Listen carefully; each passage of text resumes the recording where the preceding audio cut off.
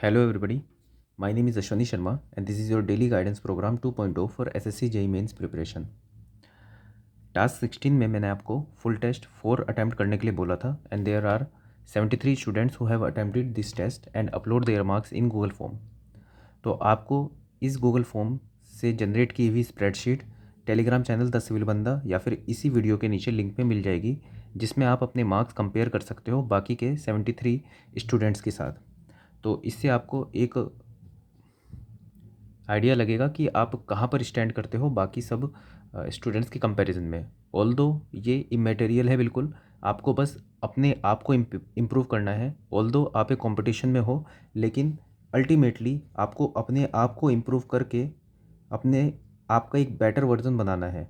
आप भले ही कंपटीशन में स्टैंड कर रहे हो, लेकिन अगर आप डायरेक्टली फर्स्ट रैंक से सेकंड रैंक से कंपेयर करोगे तो सिर्फ एंग्जाइटी के अलावा कुछ और नहीं मिलने वाला, इतनी सी भी इम्प्रूवमेंट नहीं होगी। अगर आप उसको मोटिवेशन की तरह देखना चाहते हो तो बिल्कुल होगी, लेकिन जनरली एंग्जाइटी ही आती है कि उसके इतने नंबर कैसे आ रहे हैं। डेफिनेटली उसने बहुत ज़्यादा मेहनत की है और इतने सालों की मेहनत होगी तभी इतने मार्क्स आ रहे हैं। आपको अभी उतना वहाँ तक पहुँचने के लिए मेहनत करनी पड़ेगी और ज़रूरी नहीं है कि आपको उतना ही टाइम लगेगा जितना उस बंदे को लगा है। सबकी अपनी अपनी सबके अपने अपने पोटेंशियल होते हैं, उसके अकॉर्डिंग हम कई बार जल्दी पहुंच जाते हैं, कई बार थोड़ा टाइम लग जाता है। बाकी बेस्ट गाइडेंस आप लोगों के साथ है। जिस तरह से मैं आपको गाइड कर रहा हूँ उस तरह से चलोगे आप तो बहुत जल्दी मिनिमम टाइम में आप अपने लक्ष्य तक पहुँच जाओगे। तो आपको अपने आप से कंपेयर करना है। आप अगर आज आप इस लेवल पे हो तो अगले दिन भले ही बहुत छोटा सा चेंज हो, लेकिन आपके अंदर चेंज होना चाहिए और आप बेटर बनने चाहिए। ये आपको खुद से फील होना चाहिए। कैसे खुद से फील होगा? आप खुद से सवाल पूछिए कि आज मुझे इतने कॉन्सेप्ट्स आते थे, क्या आज मैंने कुछ नए कॉन्सेप्ट सीख लिए, या मैंने आज क्या क्वेश्चन प्रैक्टिस किए बहुत सारे, या मैंने कुछ फॉर्मूले याद कर लिए, कुछ रिवीजन कर लिया। जो भी चीज़ है, अगर आपने एक भी दिन ऐसा किया तो मतलब आप अगले अपने प्रीवियस डे से आज बेटर हो। तो अब चलते हैं अपने टास्क 17 के ऊपर, जो आपको आज करना है। आज आपको टेक्निकल बूम में सॉइल और एस्टिमेशन एंड कॉस्टिंग के क्वेश्चन करने हैं। पैटर्न वही रहेगा, वाईसीटी एई से 15 क्वेश्चन और ईएससी से 5 क्वेश्चन। अब ये जो है ये सॉइल का यूज़ करना है। एस्टिमेशन कॉस्टिंग के लिए आप वाईसीटी को यूज़ कर सकते हो। दूसरी बात, अब लास्ट के दिनों में आपको क्या करना है कि नए क्वेश्चन करने से पहले एक बार जो आपने पुराने क्वेश्चन स्टार किए होंगे या फिर आपको लगा होगा कि आप पुराने क्वेश्चन नहीं कर पाए थे और आपने उनको सीखा था तब, तो उसको रिवीजन करना ज़्यादा इंपॉर्टेंट हो जाता है इन कंपैरिजन टू कि आप नया क्वेश्चन सीखो। तो पहले कोशिश करना जो एस्टिमेशन कॉस्टिंग के या सोइल के जो आपने पहले क्वेश्चन किए थे पिछले 16 टास्क में, तो उनको पहले एक बार देख लेना। क्योंकि ऐसा नहीं होना चाहिए कि आप पुराना पढ़ रहे हो, अगले अगले पे पहुंच रहे हो और पिछला भूल जा रहे हो। ऐसा नहीं होना चाहिए। पहले उनको रिवीजन करना उनका और उसके बाद फिर अगले क्वेश्चंस पे बढ़ना। दूसरा, टेक्निकल पैकेज में आपको क्वेश्चन नंबर 101 से क्वेश्चन नंबर 150 तक जाना है ईएससी 2019 के।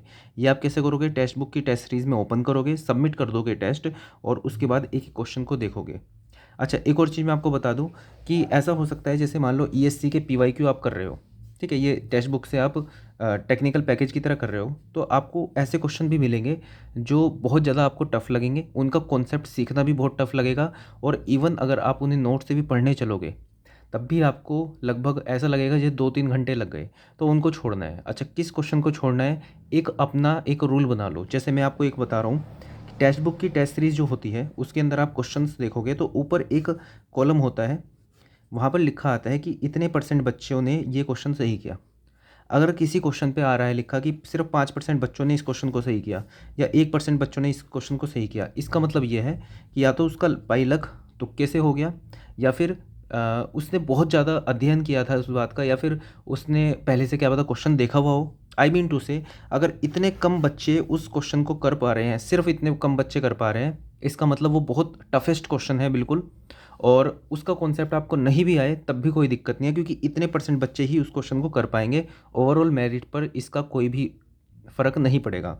तो ऐसे क्वेश्चन को आप छोड़ सकते हो। तो आप अपना एक एक बार बना सकते हो। इसके अंदर मैं आपको एक बार दे रहा हूँ कि 20%, क्योंकि आपके पास टाइम कम रह गया है और आपको सीखना काफ़ी कुछ है, रिवीजन भी करना बहुत है। तो ऐसे क्वेश्चन जिसमें दिखे आपको कि 20% से कम बच्चे ही इस क्वेश्चन को कर पाए हैं, तो अभी के लिए उसको छोड़ना, पूरा पेपर देख लेना। 20% से ज़्यादा वाले क्वेश्चन पहले कर लेना और उसके बाद फिर आपको लगे कि हाँ कोई 18% क्वेश्चन वाला क्वेश्चन या फिर 15% वाला क्वेश्चन आपको देखना है तब देख लेना। हाँ, ऐसे क्वेश्चन तो बिल्कुल अवॉइड कर देना जो 5% से कम बच्चे ही सोल्व कर पाए थे। आई होप अगर आपने टेक्स्ट बुक की टेस्ट सीरीज पे एक बार भी आप गए हो तो आपको ये चीज़ समझ में आ रही होगी कि ये 20% 5% में क्या बता रहा हूँ। तो टेक्निकल बूम करना है आपको, टेक्निकल पैकेज करना है, और शॉर्ट नोट्स, सब्जेक्ट टेस्ट और चैप्टर टेस्ट किसके करने हैं? बीएमसी के, कंक्रीट टेक्नोलॉजी के और रेलवे के। दोबारा से याद रखो कि आपको पहले बीएमसी, कंक्रीट टेक्नोलॉजी और रेलवे के नोट्स पढ़ने हैं जो आपने शॉर्ट नोट्स बनाए हैं, नोट्स नहीं शॉर्ट नोट्स जो आपने बनाए हैं, हैंडबुक से इनके फॉर्मूलाज देख लेने हैं। उसके बाद आपको सब्जेक्ट टेस्ट अटैम्प्ट करने हैं। कौन से सब्जेक्ट टेस्ट? 1, 2, 8, 14, 15, ये सब आपको टेक्स्ट बुक की टेस्ट सीरीज़ में मिल जाएंगे। एसएससी जेई 2023 सिविल की टेस्ट सीरीज़ में, प्लस चैप्टर टेस्ट 54 और 55 भी करना है जो मैंने अभी नहीं दिया था आपको करने के लिए, कंक्रीट टेक्नोलॉजी का है। 54 और 55 कर लोगे, प्लस मैंने आपको जो भी चैप्टर टेस्ट पिछले टास्क में दिए थे, ऐसा हो सकता है कि आपने सभी टास्क कंप्लीट, सभी चैप्टर टेस्ट नहीं अटैम्प्ट किए हों, तो आज बचे हुए चैप्टर टेस्ट भी आप कर लोगे। तो ये आपका पूरा होगा टास्क 17 का टास्क वर्क। और आपको मैंने बोला था कि आपको मैं एक एक बार बताऊंगा कि आपको कितने मार्क्स लाने हैं ताकि आपको CPWD मिल जाए। तो एक आइडिया मैंने लगाया है कि करीब 180 मार्क्स के आसपास होगा, लेकिन मैं एक बार और इसको एनालिसिस करना चाहता हूँ। जो मेरे पास डेटा है थोड़ा कम है, तो शायद आज बच्चे अपलोड कर दें अपने मार्क्स फिर से, जो मैंने गूगल फॉर्म अपलोड किया था उस पर, और मैं थोड़ा सा और एनालिसिस करके मैं कल को आपको बता दूंगा इसके बारे में थोड़ा ज़्यादा अच्छे से, थोड़ा ज़्यादा ऑथेंटिक। तो मैं टास्क 18 के साथ साथ आपको कट ऑफ भी थोड़ा सा आइडिया दे दूंगा कि मेंस में आपको कितने मार्क्स लेके आने चाहिए। बाकी फिर से ये सिर्फ आपकी मन की संतुष्टि के लिए है, इससे बहुत ज़्यादा चीज़ें वेरी भी हो सकती हैं। इसके ऊपर पूरा डिपेंड करेगा कि पेपर का लेवल कैसा आता है। अगर पेपर का लेवल बहुत ईजी आ गया तो 180 भी आपको कम लगेंगे, और पेपर का लेवल बहुत टफ आया तो ऐसा हो सकता है कि 160 तक ही जाए। लेकिन एक मैं आपको आइडिया दे दूंगा फिर भी, जैसे कि आप इतना बोल रहे हो।